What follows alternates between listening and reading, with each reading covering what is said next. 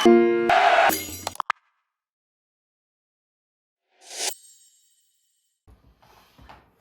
we are Apollo Junction. We're a band from the Leeds. We've been sent a few questions to answer, so we will do that for you now. So question number one is, how long have you been in the industry? Okay, I'll answer that one. Yeah, so we've been in bands for a few years now. Apollo Junction formed about 6-7 years ago. We'd come together out of different bands. We intended to write some songs. We intended to just enjoy writing some songs without any major aim at doing much more than that, than having some songs. But then we started to get busy. We started getting played on the radio, on BBC Radio 6, on BBC Radio 2. Then people started asking about a debut album, and yeah, it sort of built from there. And suddenly we've got festivals booked and all sorts going on. Okay, question two. When did your world stop? When did it start? When did your world stop? Do you know, we'd sort of been building over the last couple of years. We put out a debut album early, sort of last year, and then we'd had singles coming out before, and we'd sort of hit that point where we had a tour booked to promote the album, and loads of festivals booked. We had gigs with Kaiser Chiefs booked. We had like all sorts of things going on, and obviously the world stopped, and everybody was sent back to their houses to do nothing, and it was hard work. Like, obviously, you know, there's people in far worse situations than a band, but for us it was a difficult time. Should we all read a question each? Can do if you want to. I'll go next. What was your 2020 plan? I didn't know Ben could read. That was impressive, wasn't it? I think you kind of answered that in the last question, really, didn't you, James? To tour the album and get out and get as many people listening to as we could. We just did it a different way. Rather than going out and doing it, we did it online. Yeah. Yeah, we took it. Yeah, we didn't stop working. The thing is, it says, when did the world stop? We might have stopped gigging and being able to go out, but you know, people haven't disappeared. People still want new music. People still want, you know, want to find bands. So we just, like Matt said, we just moved it online, and we will do that until we can start playing again. Definitely. Which links into the next question, doesn't it? So the next question is, when is your next gig booked? Next job booked. It says job. Next job Fired. booked. That's this one. So we've got a few things coming up. We've got our new single, Light Up the Sky, which is out on the 9th of April. Oh, well done, yeah. Testing me there. Yeah. And then, all being well, we've got our first gig on the 24th of July at Carfest, I think. We've got a little one. We got one before that. Got a little mystery gig. A little We've got a gig show. for Yeah, warm-up probably. show. We've got a warm-up Yeah. show in Yeah. back into July, but yeah, first big gig outdoors, Carfest, 24th of July, which we are incredibly excited for. Basically, as soon as we get back to gigging, then our summer is jam-packed. We go Carfest to Bingley Weekend Festival, to Carfest in the south. Is it the south second? Yep. I think so. Yes. And then Winchester. we go to Winchester. There we go. And then we go to. Then we start playing a few dates with the Kaiser Chiefs. Highlights. And then we go to Isle of Wight Festival, and then we start hitting our own tour dates sort of towards the end of the year. So if everything goes according to plan, we will go from being very quiet gig-wise to being extremely busy Yeah, gig-wise. all coming up for the November gig in Leeds. Yeah, back at home in Leeds on November the 27th. Yeah, at the warehouse. Yeah. And who's next? How have you been coping since lockdown, Matt? Why does everyone look at me? I mean, we've been okay in terms of, you know, we're great friends, so we're best mates, so we've helped each other through it, and we all can record at home and share ideas digitally, so that's been good. But we have missed getting out there and seeing the fans, which are really important to us, and that sort of physical kind of interaction, that's been hard.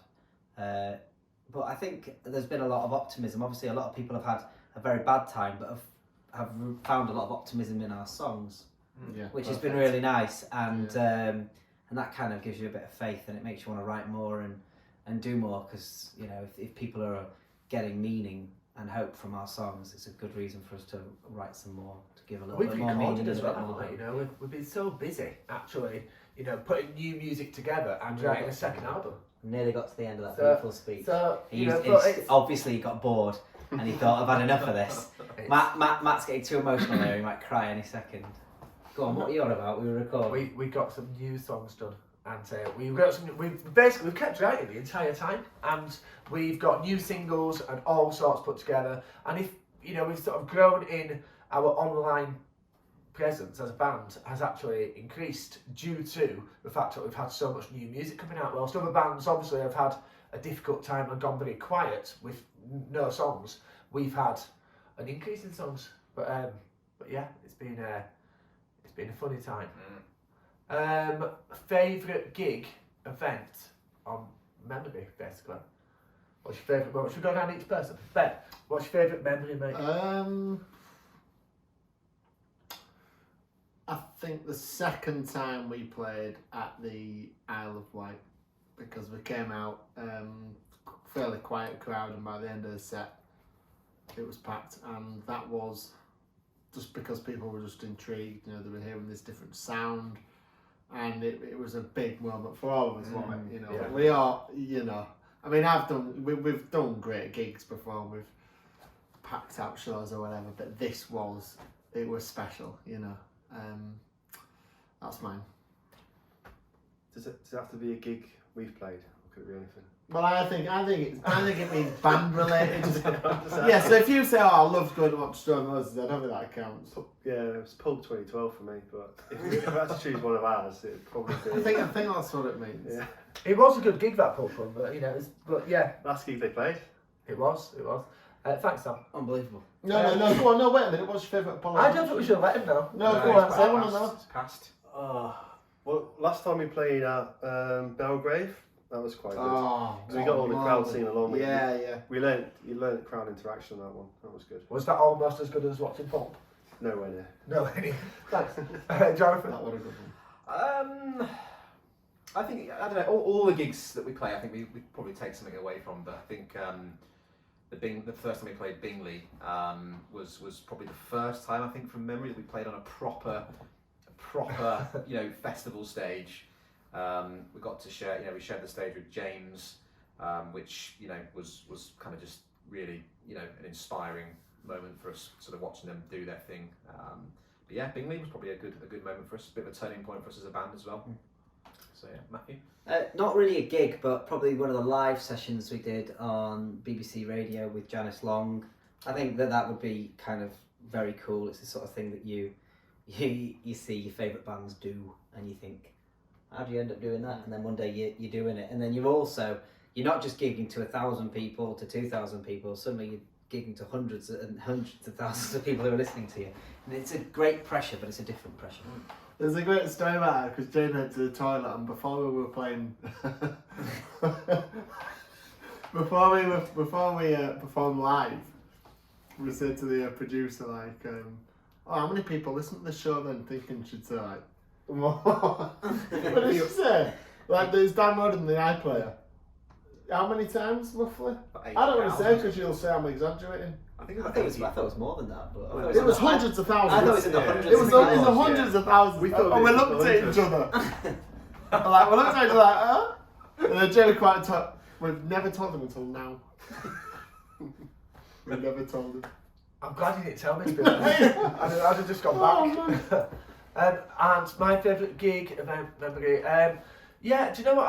I love playing live. I love being in this band, and when we, you know, now things have really started to build, but I've loved every single one, even back to the gigs at the start when there was no one there, and, you know, we're sort of learning, you know, how to do it.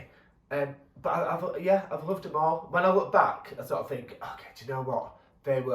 Every single one of them led to where we are now, and knowing that the next time we walk on stage together will be back to thousands of people at an outdoor festival, the journey's been incredible. So yeah, it's all super memories.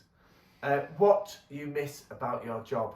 Yeah, it's a funny one. Like, we've kept, because we've been working, I suppose we were meant to tour album one. So we put a debut album out, we were meant to take it on tour, and all our heads were on this tour that was getting booked and going out and playing these gigs to people who wanted to hear this album. And then suddenly we couldn't do that. But instead of moaning and hiding away and getting upset about it, we just started writing album 2. And do you know what? We sort of turned the negative into the best positive that we could. But I can't wait to get out playing the new songs, as well as also people hearing the songs off the debut album that we've got. Your own experiences. What would you normally be doing now? This, meeting up. We've been upstairs looking at guitar parts for a new song. Now we're here talking to you. This is what we do. This is what we love to do, and this is what we'll be doing. Come rain or shine. And there's all that personal. We'd all be seeing family, But everyone's in that boat, aren't we? We'd probably be doing that now as well, which we can't. But I'm sure we will soon. Yeah, Definitely. yeah. Your struggles as a result of COVID-19. I think we've sort of covered that. We have. We've sort of Everything's got, cancelled. yeah, it's everything stopped. We all know just how awful it's been for so many people, and it's been we're also aware that it's been far worse for some people than it has been for a little band from Leeds. But I think we need to look ahead now and go, okay, where we're going, what's coming, and And final question: your concerns for the future? I'm being optimistic. I'm going to be optimistic. Yeah. Okay, Ben, Yeah, no, we are optimistic, but music venues is mine. Yeah, definitely. Yeah. The smaller music, with all respect, the smaller music venues, because I picked up a edition of the Enemy. I went through my brother's collection of the Enemy and looked through the gigs, on the back, and there were gigs at Leeds Uni every night, good bands packed out every night.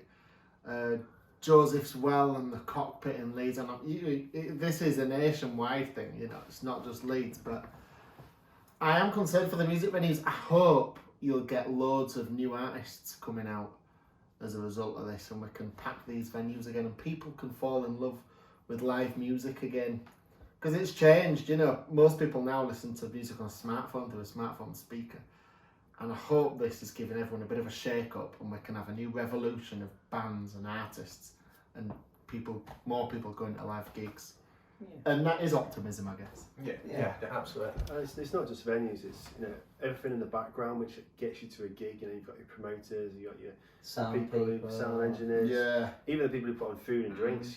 They've all what they're in doing. They've got to get back into it, and hopefully we haven't lost all of that infrastructure which helps get the gigs going. And I think what people forget with that is a lot of these people who work in these type of things, people who run the venues, they're not doing it for huge financial rewards. No one's in it. I think it's very easy to forget sometimes when you talk about, how business is meant to make money. The music industry, a lot of the levels of it don't work like that. People make enough money to get by to keep doing what they love, and when you highlight that sort of point, you go, well, there's a hell of a lot of people who haven't been making any money. And we need to get back to it, but not to be, making tons of money again, just to get back to surviving. So it's been hard, but optimistic, Matt. You said. Yeah, I mean, you've got to be. And I think what we've learned is we nearly lost an art form. And I think, somebody said, painting's dead. You'd be like, no, what?